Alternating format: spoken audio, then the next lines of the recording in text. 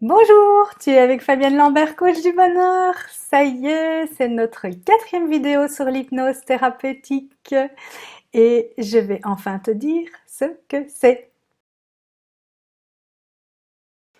Alors en réalité, l'hypnose, ce n'est qu'un état.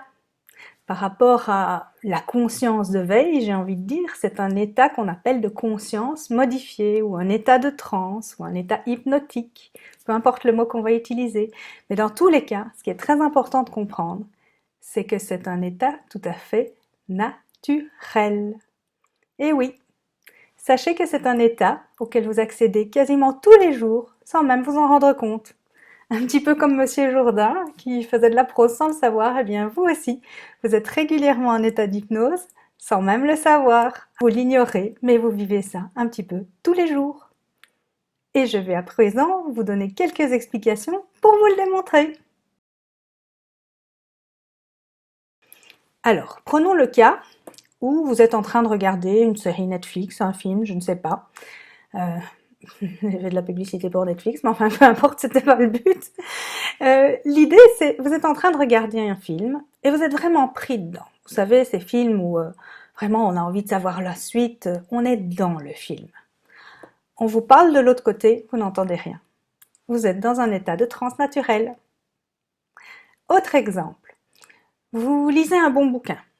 Aussi, vous êtes vraiment pris dedans, vous êtes concentré sur ce que vous êtes en train de lire et il est super intéressant et on doit venir faire « Eh oh, tu m'écoutes ?» Mais non, vous n'écoutiez pas, vous n'étiez pas dans l'extérieur, vous étiez dans le bouquin. Hypnose naturelle.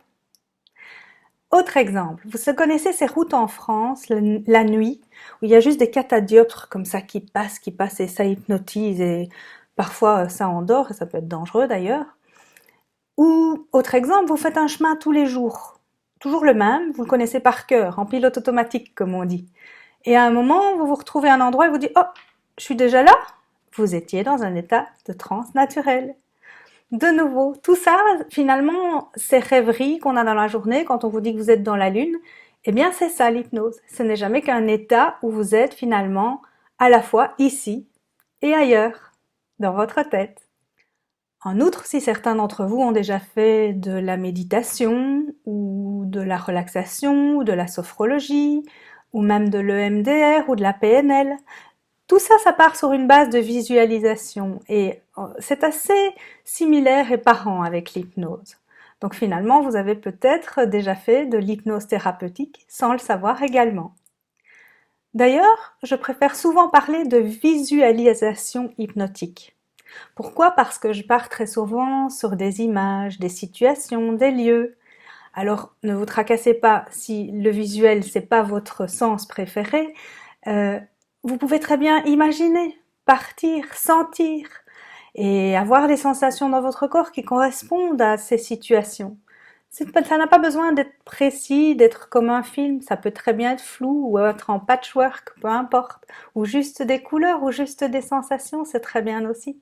Ce qui compte, c'est que tous vos sens soient vraiment axés dans cet état, concentrés sur l'intérieur, sur ce qui se passe à l'intérieur de vous. Et il n'y a pas que les sensations, il y a aussi les sons qui peuvent revenir à votre oreille d'une certaine manière. Peut-être que dans votre tête, il y a le souvenir d'une musique, d'un son particulier tel celui de la mer. Peut-être aussi une odeur, pourquoi pas, le parfum enivrant ou apaisant, d'huile essentielle, de fleurs, que sais-je.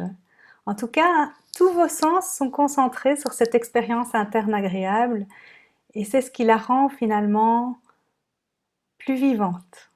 Et surtout, ne vous tracassez pas si vous n'avez pas tout dès le départ. C'est un apprentissage comme tout le reste. Plus vous allez le faire, plus ça va être facile d'entrer dans cet état de transe. Plus vous allez le faire, plus votre conscient et votre inconscient connaîtront le chemin pour y aller facilement. Et ce sera de plus en plus agréable. Et vous allez pouvoir développer tous vos sens en hypnose. Développer la vue, développer l'ouïe, le ressenti, les émotions. Vous allez vivre de plus en plus de choses dans cette expérience agréable qu'est l'état de transe.